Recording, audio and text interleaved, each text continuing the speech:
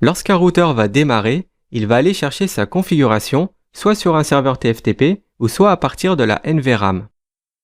Le fichier de configuration en cours d'exécution, qui est plus connu sous le nom de la run-in config, est stocké dans la RAM.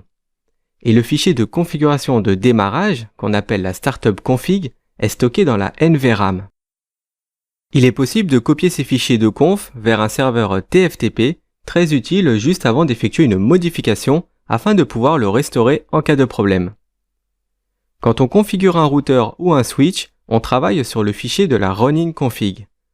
Pour éviter de perdre toute modification au prochain redémarrage de l'équipement, il est important de ne pas oublier de sauvegarder la conf vers le fichier de la startup config avec la commande copy. Soit on fait un copy run-in config startup config ou bien un copy system run-in config vers nvram startup config. Si on veut copier le fichier en cours d'exécution sur le routeur vers le serveur TFTP, il faut faire un copy run-in config TFTP. Dans l'autre sens, ça donne copy tftp run-in config. Ça marche aussi pour le fichier de la startup config. Et la commande copy startup config run-in config permet de copier la conf de démarrage du routeur vers la conf qui est actuellement en prod.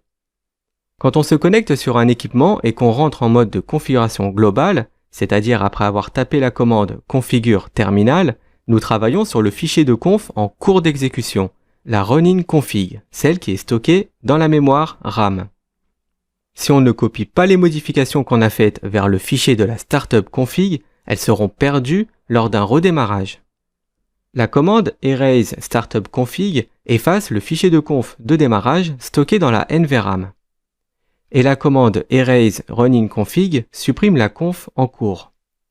On va maintenant regarder de plus près le comportement de la commande copy. Admettons que sur la run-in config, nous avons deux interfaces de configurer avec une IP.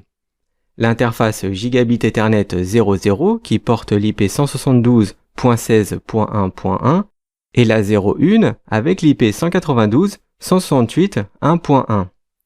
Et que du côté TFTP, l'interface Gigabit Ethernet 01 porte l'IP 10.2.2.1, mais aucune conf n'est présente dans le fichier pour l'interface 00. Si on passe la commande copy tftp run-in config, eh bien l'IP de l'interface GI01 sera modifiée par la 10.2.2.1, mais par contre la GI00 reste inchangée car elle n'était pas configurée sur le serveur TFTP. Lorsqu'une configuration est copiée dans la RAM à partir de n'importe quelle source, la configuration fusionne plutôt que de l'écraser. Les nouveaux paramètres sont ajoutés et les modifications remplacent les anciens paramètres. Les commandes qui n'existaient pas dans le TFTP et qui figuraient dans la run-in config restent inchangées. Il faut voir cette copie comme une fusion des configurations ou bien tout simplement c'est comme si on tapait les commandes une par une.